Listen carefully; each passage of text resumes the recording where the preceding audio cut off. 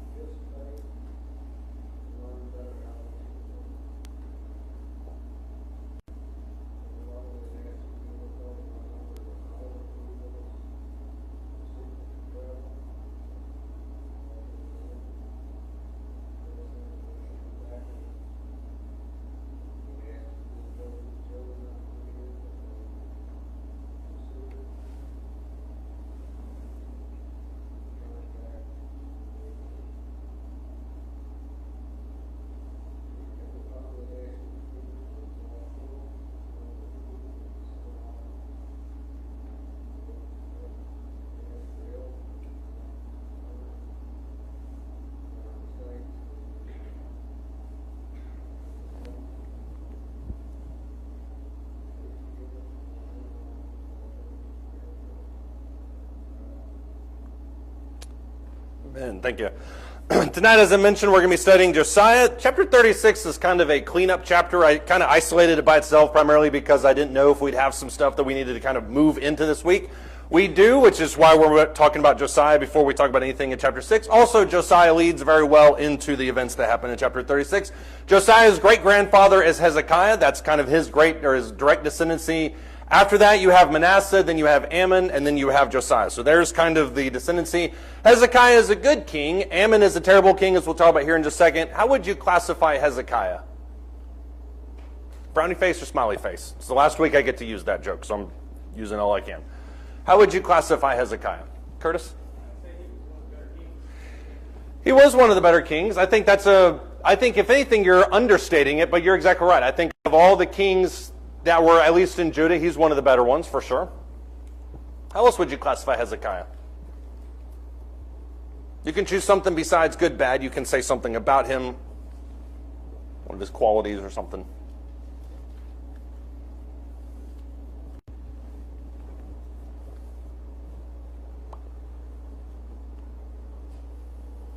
So far we've got, he was one of the better kings. Curtis going for round 2. Go for it.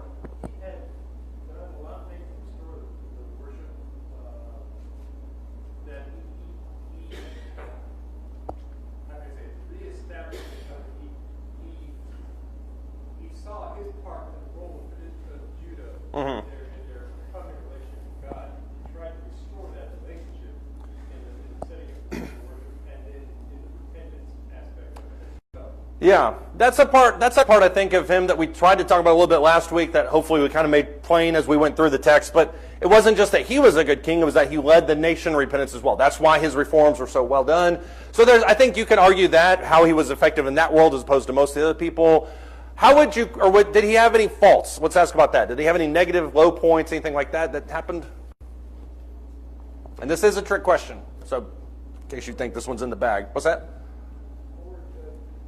Okay, poor judgment. How?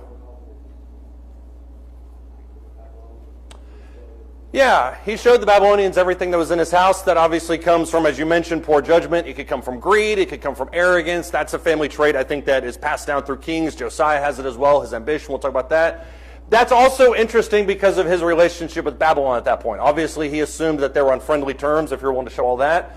That's something, as we'll talk about throughout the life of Josiah this evening, that I think Josiah shared as well. And what's interesting about that is there's a specific mention in Chronicles. Kings doesn't mention, but Chronicles talks about it, how God gave him an extra 15 years of life. And the specific phrase that's used in Chronicles is he gave him back no benefit to the gift he received. probably talking arguably about this issue with the Babylonians. And so Hezekiah's a good guy, he's a good king, but he has some issues there that took place as well. So you can kind of go either way on it. One thing that's also obvious when you look at this text is obviously Ammon didn't follow that. The thing that's mentioned specifically in 2 Chronicles 33 and 23 is Ammon did not humble himself. Why is that an important phrase? That Ammon did not humble himself. And this goes back to the whole nature of what Chronicles is trying to show. Why is it noteworthy that he did not humble himself?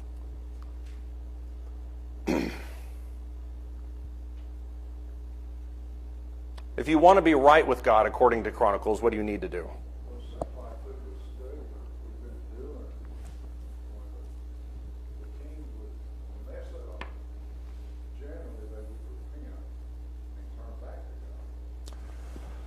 Right. Some of them, yeah. Yeah. Some of them just kept going. So that's the other aspect of that. Yeah, Ammon doesn't, and Manasseh is arguably the greatest example of what it means to humble yourself. And so I think it's difficult because Ammon is so bad, and Ammon doesn't really reign for that long. That's part of the difficulty with Josiah is Ammon's only on the throne for 2 years. I think he comes in at 24. He only reigns for 2 years. The text that's mentioned there leading into chapter 34 is not exactly glowing about Ammon. It doesn't really mention that he did a whole lot. So that's a difficult statement. In the context of Chronicles, though, what does it mean to humble yourself? Because it doesn't just mean that you think of yourself less. That's the general definition for humility. What does it generally mean when you talk about it with Chronicles? What does it mean that he humbled himself? Curtis? It would mean that he recognized the glory of God. Right. That's the real issue. And that's the one thing we need to make plain is it's not just that he was humble and he was benevolent, those types of things. It's specifically in relationship to what he had with God, that he acknowledged that God was supreme. He let God make the decisions. He always entreated of God. That's really what we're talking about when we talk about this idea of humility. So when we're talking about Josiah, he obviously follows a very similar pathway. If you look in 2 Chronicles chapter 34, starting in verse 3, we have a brief timeline that we're going to put up, but I think it's good to obviously kind of read it. When you look at 2 Chronicles chapter 34, starting in verse 3, this is what's said about him. It says, for in the 8th year of his reign, while he was still a youth, he began to seek the God of his father David. And in the 12th year, he began to purge Judah and Jerusalem of the high places, the Asherim, the carved images, and the molten images. That's noteworthy because he starts to seek God relatively early, and then he actually starts doing something about it. Verse 4, they tore down the altars of the Baals in his presence, the incense altars that were high above them he chopped down, the Asherim, the carved images, the molten images, he broke in pieces, ground to powder, and scattered it on the graves of those who had sacrificed to them. Then he burned the bones of the priests on their altars, purged Judah and Jerusalem. In the cities of Manasseh, Ephraim, Simeon, even as far as Naphtali and their surrounding ruins, he also tore down the altars, beat the Asherim, the carved images, into powder, and chopped down all the incense altars throughout all the land of Israel. And then he returned to Jerusalem. This seems almost as if you read the end of verse 7, that he goes on a great purging tour, going throughout all the entire land of Judah, does all these different things. He starts it relatively early. If you look at kind of the timeline for this, he seeks God in his teenage years at 16, begins the formal process of purging Judah at 20. How does his purging build on what Hezekiah had already done? Or how is it different, rather? There's more extreme language in these verses. Go ahead. He just limited to Judah. He went into Israel more than well. Right. The idols, destroy the high places where the sacrifices the idols. He destroyed all stuff in Israel as well. Right. He doesn't just stay in Jerusalem and say, we're going to cleanse this and that's going to be enough. He goes on this tour where he obliterates everything that way. So I think that's one aspect of it. How else does he amplify it? Hezekiah takes it so far, and then I would argue Josiah takes it even farther.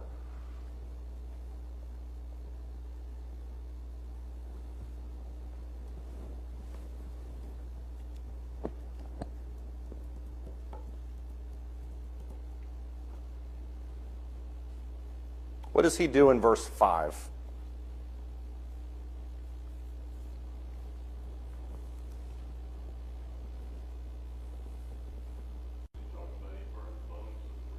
That's exactly what I'm talking about. Why does he do that?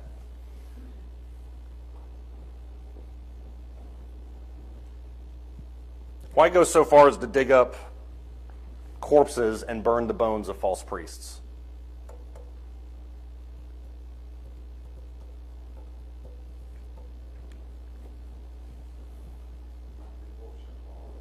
I think it's 100% symbolic. It's not just enough that they have graves. He wants there to be no mention of them. If you back up a verse to verse, I think it's verse 4, he talks about the carved images, the molten images, broken pieces, ground to powder, scattered on the graves of those who sacrificed to them. That's taking it up a notch, but it's also symbolic of what Moses did. The golden calf incident, burns down or takes down the golden calf, puts it down to ashes, throws it on the water, makes people drink it. I think there's some symbolic aspect that's what's taking place here. It's also very symbolic of what Elijah would do, slays all the prophets of Baal. So this isn't just that he's tearing down the altars and making them fall flat. He's destroying any trace of them. And I think that's where Josiah kind of takes it up a notch.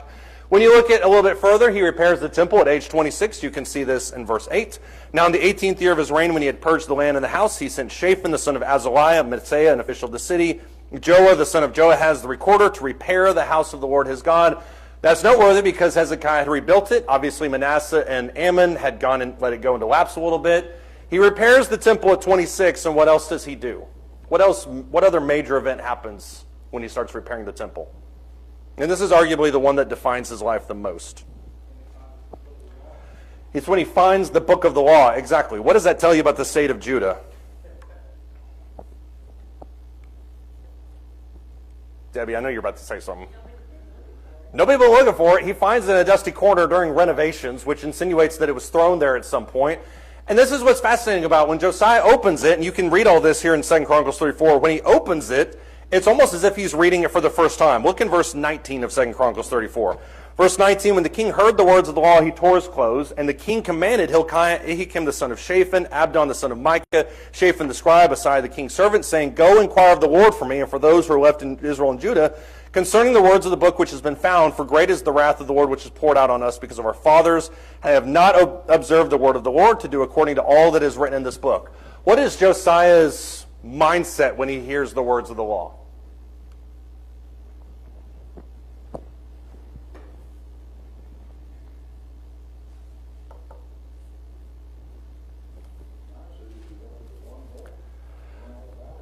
His mindset is that he wanted to know more. What I think is fascinating, and what oftentimes gets overlooked in this whole scene, is that he begins to seek the Lord at 16. He doesn't even find the book of the law until 26. And so there seems to be a period of about a decade there where he's emphatic about looking for God, and yet doesn't really know anything about him, which to me is a perfect representation of what the temple's all about. Those who seek after me, I'm going to be found by them. So I think that's a lesson in and of itself. But his shock and awe at what he's hearing, I think, is what's most shocking. Curtis, you had your hand up. The fact that he ripped his clothes, he tore his clothes because he was in such sorrow or remorse that they neglected. Right. I mean, he's like opening a book. Yeah. We're really out of order. We haven't been doing anything according to the will of God. Yeah, it's both sad and it's also very eye-opening for somebody like him, because if you're the king and you're seeking God, you're probably wondering to yourself, why is it that all these things have happened to us? You open up the book of the law, which is probably Deuteronomy, probably Leviticus. It's talking about the entire Pentateuch, I would argue, so obviously he was there listening to it for a while. But in Deuteronomy and Leviticus, there are very clear indications. If you follow me and do this, you will be blessed. If you don't follow after me, these things will happen to you. Now he's starting to put the dots together. Obviously, we haven't followed God, and so that's why all these things are happening to us. That, to me, fuels his kind of revival that he goes towards. Verse 22 of this same chapter, there's now a benefit to him directly, and that's what I think is interesting too. Verse 22, Hilkiah and those whom the king had told went to hold of the prophetess, the wife of Shallum, the son of Tokath, the son of Hasra, the keeper of the wardrobe. She lived in Jerusalem the second quarter. And they spoke to her regarding this. She said to them, Thus says the Lord, the God of Israel, tell the man who sent you to me, talking about Josiah, go tell him this. Thus says the Lord, Behold, I am bringing evil on this place and on its inhabitants, even all the curses written in the book which they have read in the presence of the king of Judah. That's in Leviticus, that's Deuteronomy. Follow me, this good stuff happens. Don't follow me, this bad stuff happens. Verse 25, I'm bringing it on them because they have forsaken me and have burned incense to other gods, that they might provoke me to anger with all the works of their hands, and therefore my wrath will be poured out on this place, and it shall not be quenched.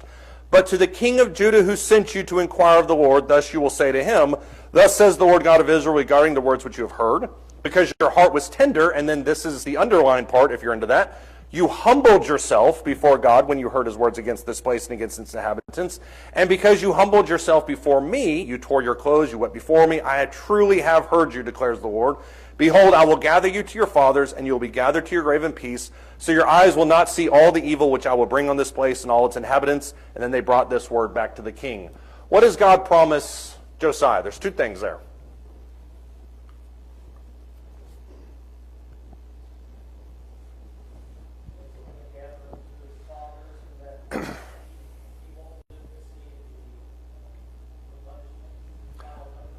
Right. There's two things, and you jammed them in the same sentence, which is totally fine. But number one, there's going to be punishment brought on the nation of Jerusalem. Can't avoid that. That's just what they've had for 400 years of disloyal or disobedience. You, on the other hand, Josiah, are not going to fall victim to that. You're going to go to your graves in peace, which is ironic considering the way that he dies. But you're going to go to your grave in peace, and then all that stuff is going to happen after you. And it does happen relatively quick. Once Josiah dies, it's months, if maybe a year or two, before Jerusalem starts down that process of being destroyed. But this is all obviously a blessing for him. That's something obviously good for Josiah. He's thrilled about that. He then continues this, and if you continue into chapter 35, there's a lot of emphasis in this section about the Passover. The exact same year that he finds the book of the law, begins repairing the temple, he observes the Passover. The emphasis there is that the Passover is celebrated in such a way as has never been celebrated since Moses. So there's a lot of good stuff happening here. And then you take this really sharp detour to the right. If you look in 2 Chronicles 35, starting in verse 20, it says, after all this, when Josiah had set the temple in order, Necho, king of Egypt, came up to make war at Carchemish on the Euphrates, and Josiah went out to engage him. Necho sent messengers to him, saying, what have we to do with each other, O king of Judah? I'm not coming against you today, but against the house with which I am at war. And God has ordered me to hurry. Stop for your own sake from interfering with God who is with me, so that he will not destroy you. However, Josiah, verse 22, would not turn away from him, but disguised himself in order to make war with him. Nor did he listen to the words of Necho from the mouth of God, but came to make war on the plain of Megiddo. This is a really interesting section. And to me, if you're thinking about Bible trivia, why does this happen, mysteries kind of thing, there's literally no reason why Josiah decides to engage himself in this battle. Necho is going up to Assyria to help Assyria fight against Babylon that's far north of where Judah is. Josiah, for whatever reason, decides to engage Necho in this battle, dies at the Battle of Megiddo at the age of 39. Here's the million-dollar question. With as great as he's been, why does he all of a sudden decide to insert himself into this war? By the way, the Battle of Carchemish is one of those historical battles which the entire timeline of history just kind of pivots. Everything changes after this moment. Why does he decide to insert himself in this battle?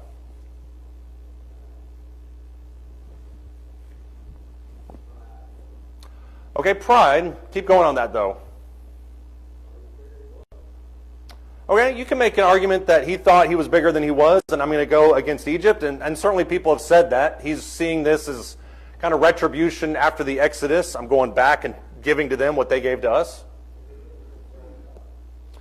There's no record of him consulting God, and it does specifically mention in 21 and 22 that the words that came through Necho to Josiah came from God. I don't know if I was Josiah, if I would trust the words of somebody like that. I have a difficult time believing that, but I can see where the text is leaning in that direction.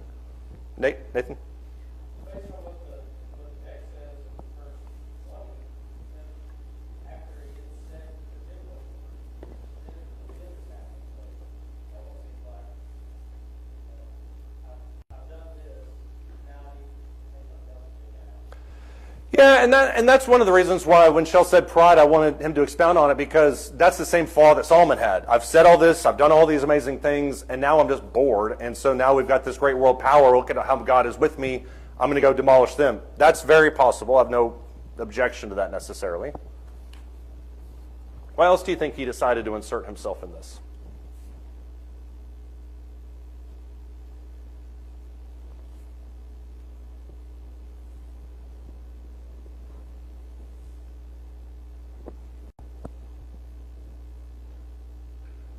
The silence doesn't necessarily bother me, because if we figured this out, then I'm going to go online and just lay it out for everybody. I'm going to become a celebrity overnight. So I don't mind the silence. This is a big issue with lots of people.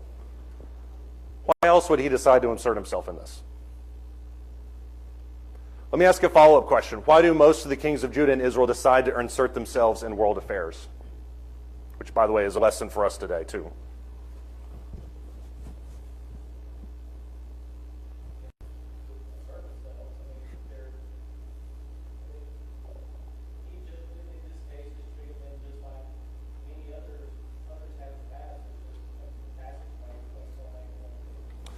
Yeah, and I think there's some truth to that. I mean, Egypt doesn't really care about Judah, and certainly Josiah may have taken exception to that they're coming through our land and they're not even stopping to say hello. Maybe that is a part of it. Go ahead. I'm not sure, but it's almost like we think that now that I've got God on my side, I'm going to expand my territory. That's a false assumption. I think it is, yeah.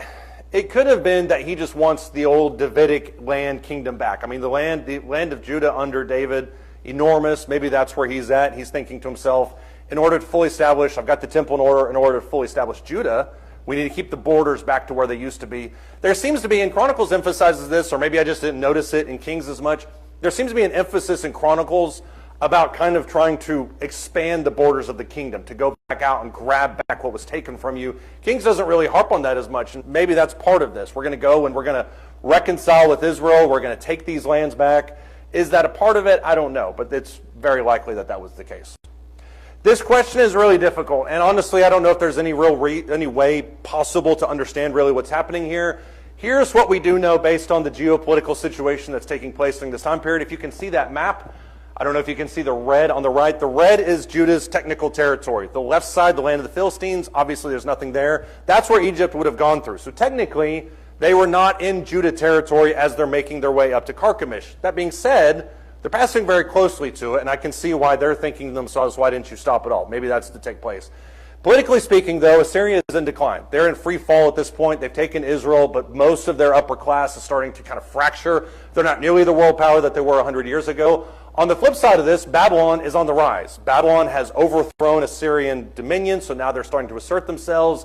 It's basically up at Carchemish. It's Babylon on one side versus Assyrian Egypt on the other side. 100 years ago, that wasn't even a battle. Now it is. Babylon's there.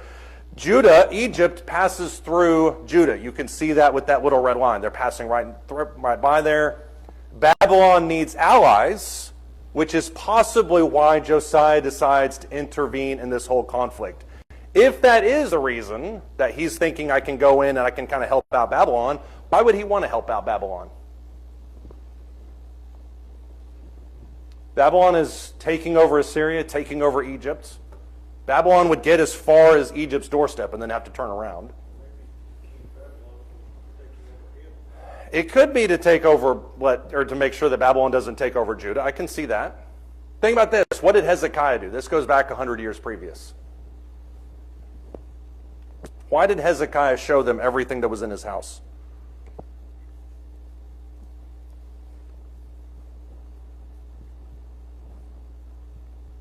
What was Hezekiah hoping for, you think?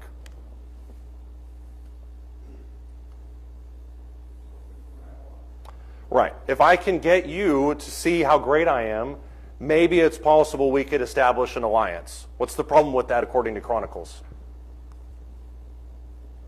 What does God emphasize more than anything else? Rely on me and don't rely on other people. Don't make alliances with other people. Don't lean on them.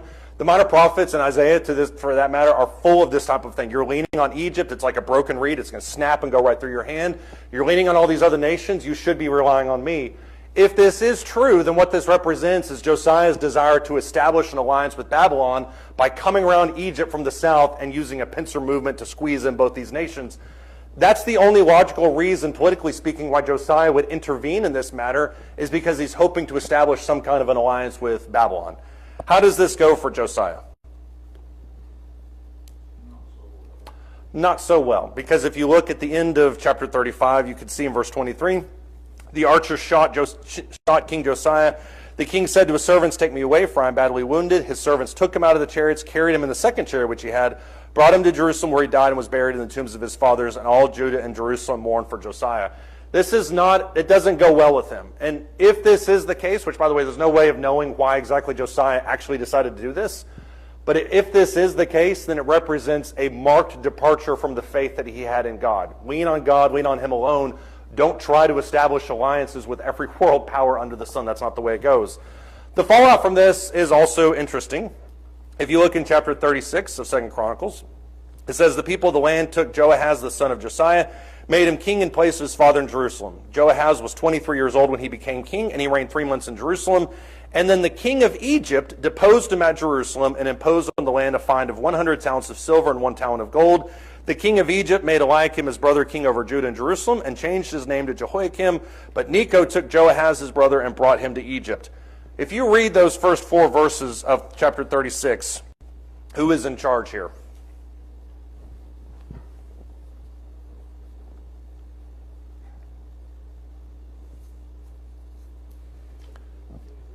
Egypt. That's what's fascinating about this. And so Babylon is not only not there to save them, but Egypt now regains control of Judah for a brief 12-month time period, which reverts them right back to the period of the Exodus and all these different types of things.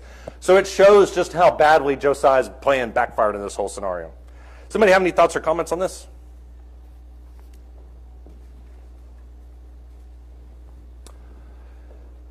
When you look at 2 Kings 24, put your finger in 2 Chronicles 36, flip over to Jeremiah 27. I know this is when we're going to start bouncing around a little bit because there's lots of other commentary on this. When you look at what happens with chapter 36 and the way the rest of this unfolds, it's very interesting. If you look at Jeremiah chapter 7, it puts a little bit, or Jeremiah 27 puts a little bit more commentary on here, because immediately after Necho brings this king back, he reigns for about 3 to 6 months. Nebuchadnezzar then swoops in, takes this land back from Egypt. Egypt is kicked out of the picture. And in 2 Kings chapter 27, verse 1, as you can see, or 24 verse 1, there's one verse that's mentioned here. In his days, Jehoiakim, Nebuchadnezzar, king of Babylon, came up. Jehoiakim became a servant for 3 years. Babylon comes in, rescues Judah from Egypt, puts Jehoiakim on the throne. Jehoiakim becomes a servant for 3 years, and then he turned and rebelled against him. Is this a good thing or a bad thing that he rebels against him?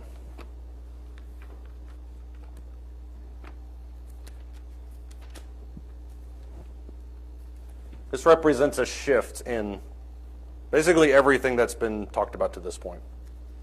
Is it a good thing or a bad thing that Jehoiakim rebels against Babylon? They are essentially a client king, puppet king of Babylon at this point. I'll guess bad. That's a good guess. Now I'll ask a follow-up question. Why is it bad? You didn't think there'd be a part 2, did you? Make Babylon bad. It does make Babylon mad, and that's going to factor in later. So Babylon's going to come in and destroy everything. So that's going to be the downside of it. Why else is it a bad thing?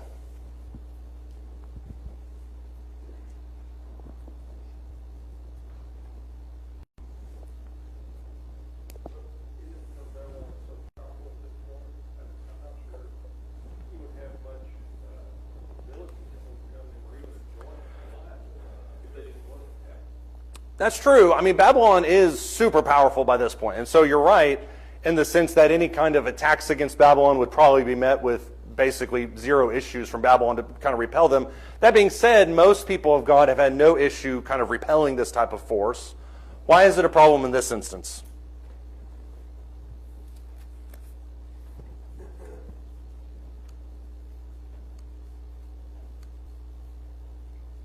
What did God tell Josiah? You're going to live in periods of peace, but after you, what's going to happen?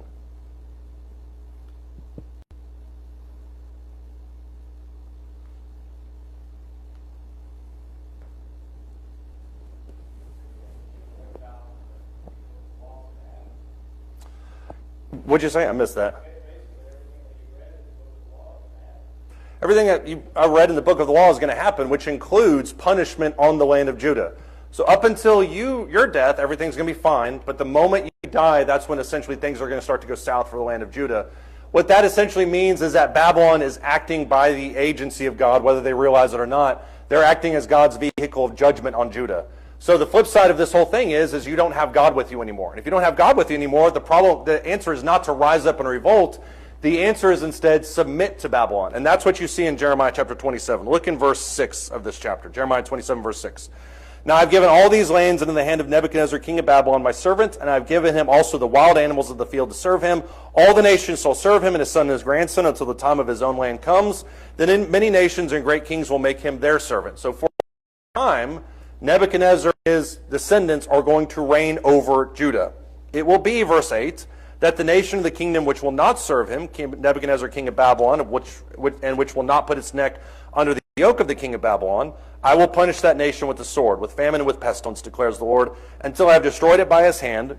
But as for you," and this is really important, verse 9, "do not listen to your prophets, your diviners, your dreamers, your soothsayers, or your sorcerers who speak to you, saying, 'You will not serve the king of Babylon,' for they prophesy a lie to you in order to remove you far from your land, and I will drive you out, and you will perish. But the nation which will bring its neck under the yoke of the king of Babylon and serve him, I will let remain on its land, declares the Lord, and they will till it, and they will dwell in it." What is God telling everybody to do in these verses?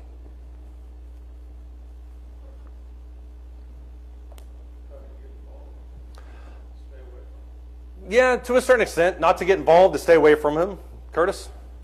Submit yourselves to the new conquerors of Babylon. Right. Give the law. Exactly. When you go into the land of Babylon, when you are punished and you were taken into exile, don't sit there and say, well, we're going to rise up and we're going to take back our land and we're going to rebel against Nebuchadnezzar, because why? What's going to happen?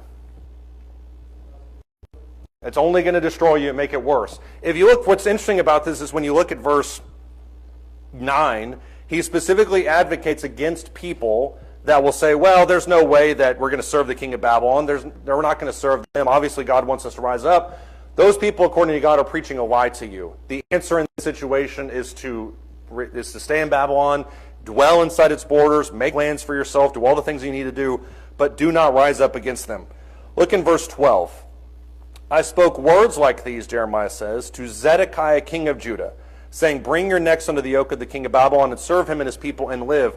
Why will you die, you and your people, by the sword, famine, and pestilence, as the Lord has spoken, so that nation which will not serve the king of Babylon?' Don't listen to the words of the prophets who speak to you, saying you won't serve the king of Babylon, for they prophesy a lie to you. For I haven't sent them, declares the Lord, but they prophesy falsely in my name in order that I might drive you out, and that you may perish, you and the prophets who prophesy before you." Or prophesy to you. Who does he say he spoke this to in verse 12?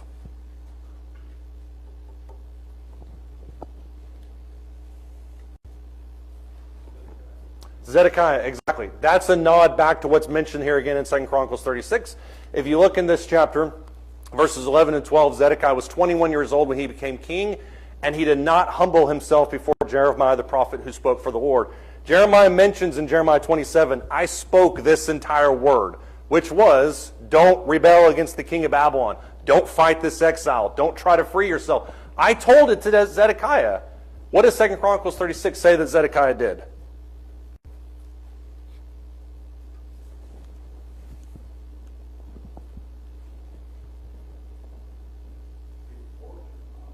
He ignored Jeremiah, thought to himself, well, I'm going to do it all myself. I can do whatever I want.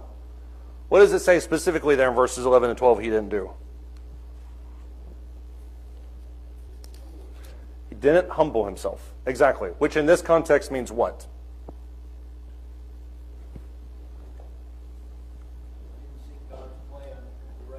Exactly.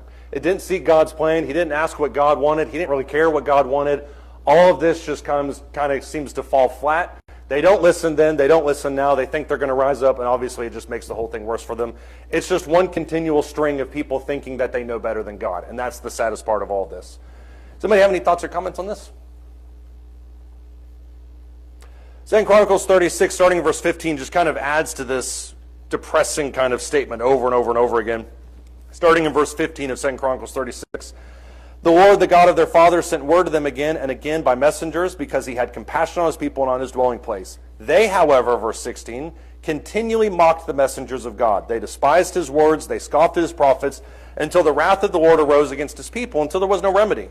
Therefore he brought up against them the king of the Chaldeans, who slew their young men with the sword in the house of their sanctuary, had no compassion on young man or virgin, old man or infirm. He gave them all into his hand. All the articles of the house of God, great and small, all the treasures of the house of the Lord, and the treasures of the king and his officers, he brought them all to Babylon. Then they burned down the house of God, broke down the wall of Jerusalem. He burned all its fortified buildings with fire, destroyed all its valuable articles. Those who had escaped from the sword he carried away to Babylon, and they were his servants to him and to his sons until the rule of the kingdom of Persia." How bad was the destruction of Jerusalem according to verses 15 through 20?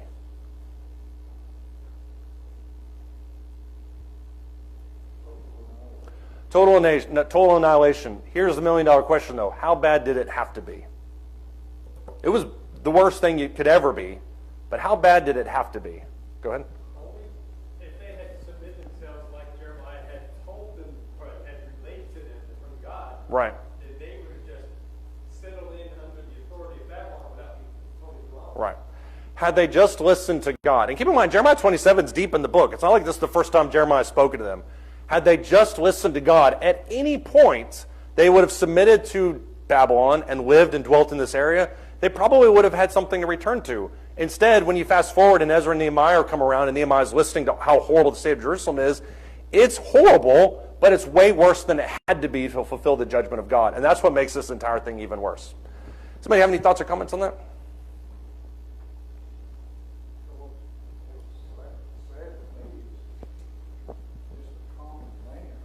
Mm-hmm.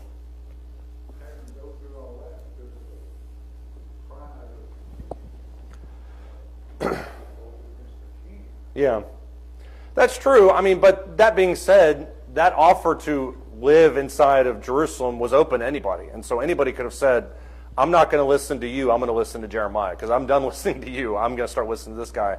So anybody had the ability to do that. Whether that would have changed anything for them, I don't really know. But I do think you're right. I think it is sad that they ended up being collateral damage in this whole thing. Yeah. There's a phrase that's mentioned in verse 21 that's curious. Verse 21, it says, to fulfill the word of the Lord by the mouth of Jeremiah, all this happened, essentially, until the land had enjoyed its Sabbath. All the days of its desolation it kept Sabbath until 70 years were complete. What does that phrase mean, until the land enjoyed its Sabbaths? Why are we bringing the Jubilee year into this?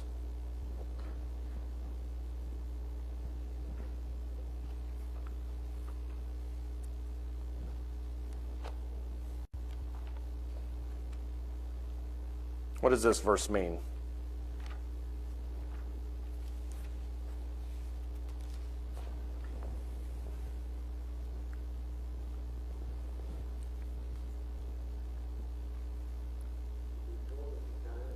What's that? It could have been the fullness of time. I think that certainly applies in Daniel's time period when he's thinking about times and half a time, the 70 weeks. I think some of that is in play at this point. I don't know if that's necessarily what he's addressing here, but I do think that's a part of it. Go ahead.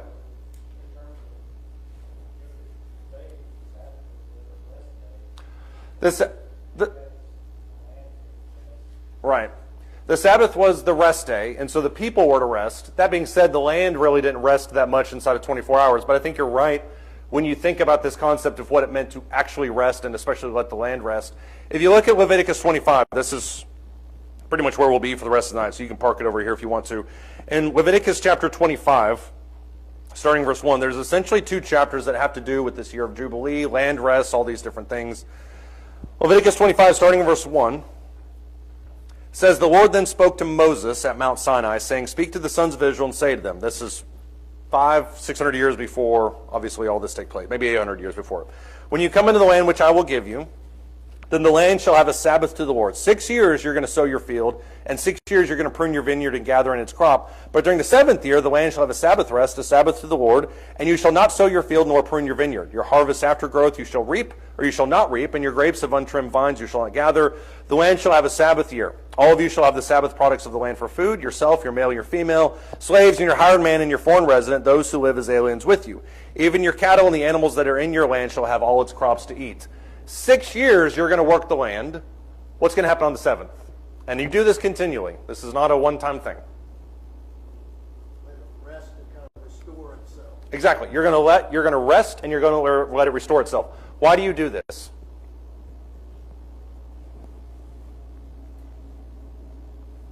Why do you let the land rest?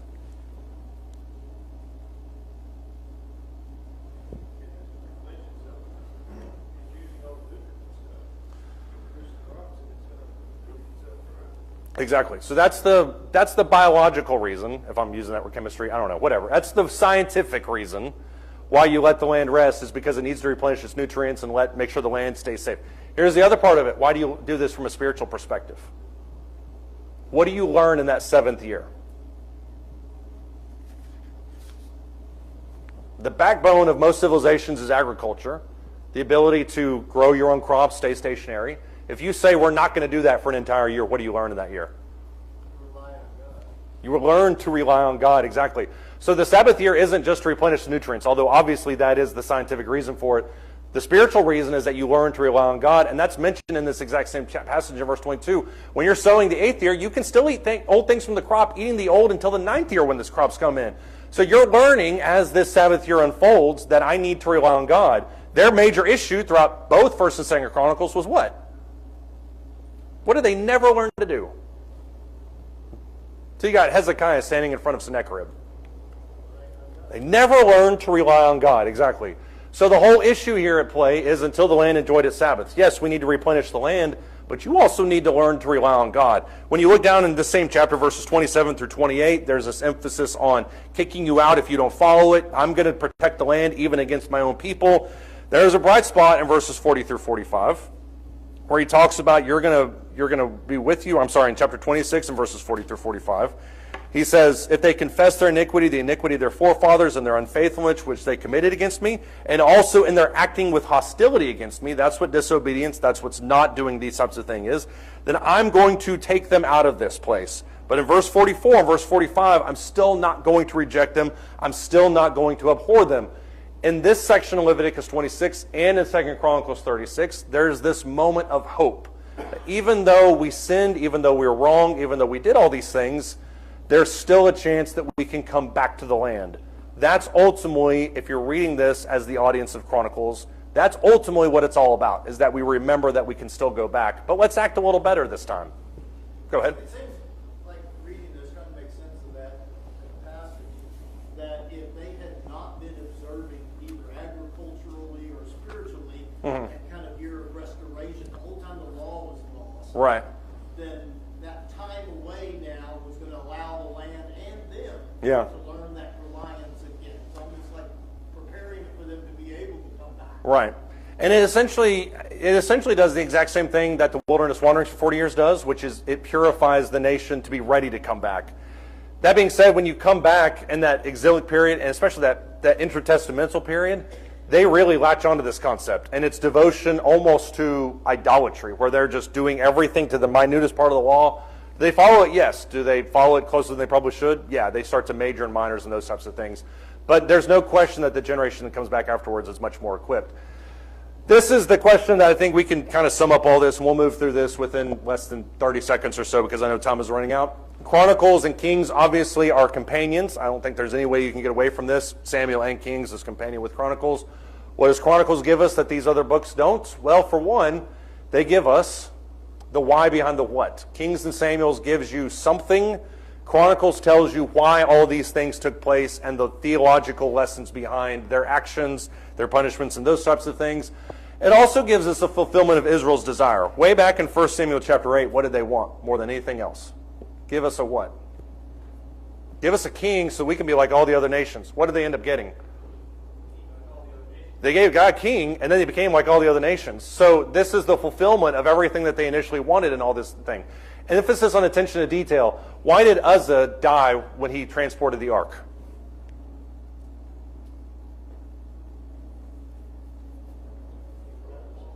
He broke the law. He also didn't realize the detail that goes into how you transport the ark. Details are oftentimes the first things to go in type of any civilization, anything. So you just kind of say, well, that's not important, that's not important, that's not important. And before you've looked twice, you've got a completely different religion than the one you started with. And so the attention to detail is really important in Chronicles, much more than you look in Kings and Samuel.